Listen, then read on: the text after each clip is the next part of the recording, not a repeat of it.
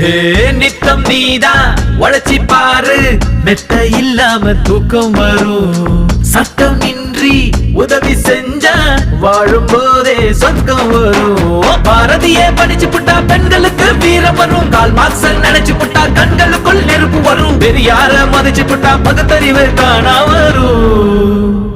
அம்மா அப்பாவை வணங்கி பாரு, எல்லாருக்கும் எல்லாம் வரும்.